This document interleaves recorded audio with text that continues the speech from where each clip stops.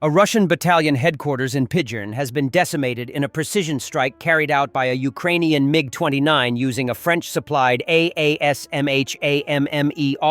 guided bomb. The strike underscores the growing effectiveness of Ukraine's Air Force, which has been steadily expanding its use of Western precision munitions. In recent days, Ukrainian jets have also launched coordinated attacks on Russian logistics hubs and troop concentrations across the Donetsk and Zaporizhzhia fronts. These strikes have destroyed ammunition depots, air defense systems, and electronic warfare equipment, degrading Russia's ability to coordinate its forces under pressure. The use of guided bombs such as the Hammer is especially important, as it allows Ukrainian aircraft to hit high-value targets deep behind the front while minimizing exposure to Russian air defenses. By neutralizing command centers, Ukraine disrupts the chain of control, forcing Russian units to fight in a fragmented and less coordinated manner. This strike on Pidgern is part of a wider campaign to weaken Russia's command infrastructure, ensuring that Ukrainian ground advances are supported by precise, sustained air power. Ukraine's Special Operations Forces have struck an oil refinery in Saratov, Russia. The Special Operations Forces reported that the operation was performed on September 16th. According to the General Staff, other units of the Ukrainian Defense Forces also joined the operation. Explosions and a fire were recorded near the facility. The results of the attack are being clarified, the Armed Forces Command stated. The Saratov refinery specializes in the production of gasoline, diesel fuel, fuel oil, various grades of bitumen, vacuum gas oil, and industrial sulfur.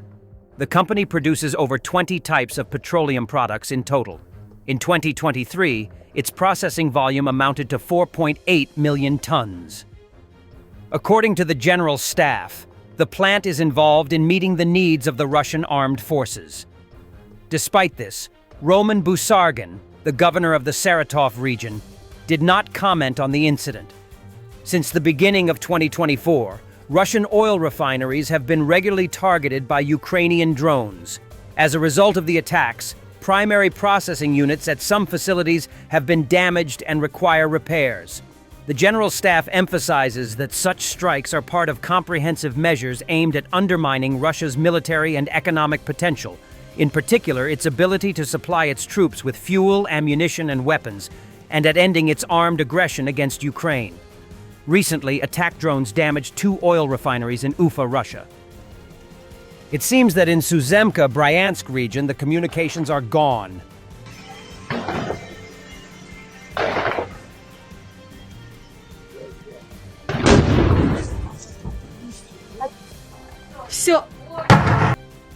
A Bukanka packed with supplies blown up. The Phoenix UAV regiment struck a Russian supply van packed with provisions in Donetsk region. A direct hit followed by a satisfying boom. Whoa. Ukraine has interceptor drones capable of shooting down jet-powered Shaheds. They are already in use, said Deputy Head of the Presidential Office Pavlo Polisa. Anna Timofeeva, a question for you about our Ukrainian FPVs, which are still intercepting Russian Shaheds. What effectiveness are they demonstrating? Alexander Kachanov, different models perform differently, but many factors influence this, starting from the model and ending with the cruise training, weather conditions, other conditions, and so on and so on. We are trying to build an optimal system at different lines, at different altitudes, in order to ultimately effectively deal with all massive threats from the air, from the Russian Federation. Anna Timofeeva, Russia is also modifying its drones. They are already flying with jet engines. Do we have any corresponding defense for this in FPV developments? Alexander Kachanov, we also have interceptor drones capable of combating Shahids with jet engines. The enemy is developing and we are not standing still. We have no other option. Russia is reviving barter trade to bypass Western sanctions, swapping goods like wheat for Chinese cars and flax seeds for building materials. Reuters reports at least 8 such transactions.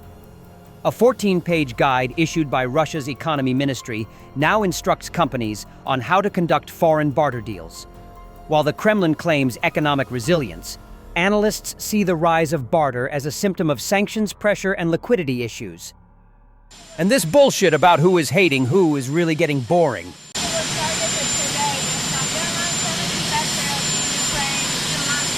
you from? Ukraine. Will they come, and do you know when they will come? The Patriots. What will come? The Patriots. You know 70 Patriots to Ukraine 2 months ago. Let me just tell you, I love Ukraine. I love the people of Ukraine.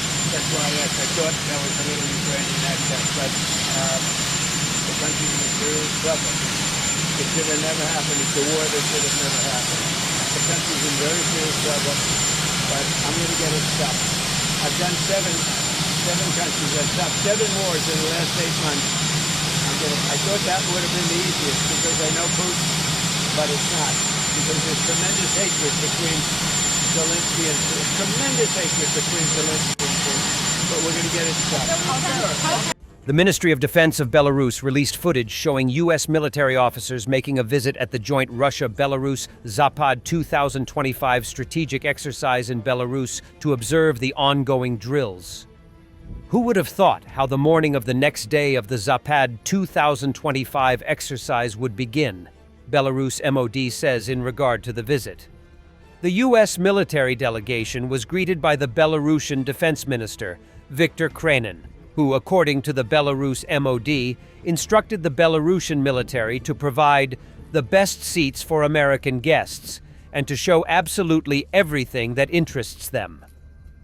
Belarus says that the Zapad 2025 strategic exercise is observed by delegations from 23 countries, including 3 NATO countries, the United States, Turkey, and Hungary. Against the backdrop of Donald Trump's envoy visiting Lukashenko last week and announcing a softening of sanctions, the gesture looks highly symbolic. What seemed impossible just yesterday, American officers standing by Russian maneuvers, has now become the new reality.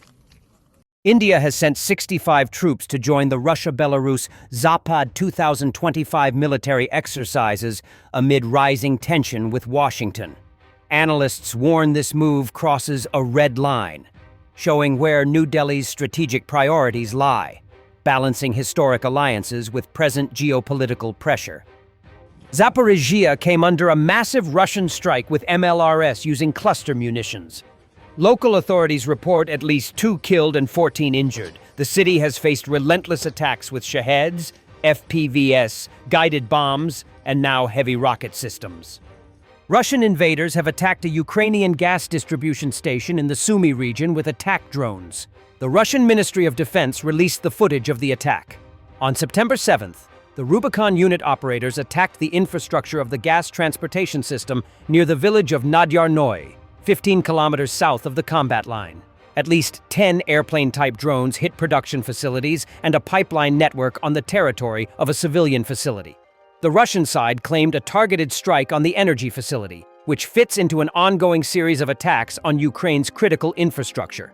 In particular, on the night of September 8th, the Russian Federation executed a missile and drone attack on gas infrastructure, during which production facilities were damaged. The purpose of these criminal attacks is to stop the production of gas needed to meet the domestic needs of citizens and centralized heating, Herman Halushenko, Minister of Energy, emphasized.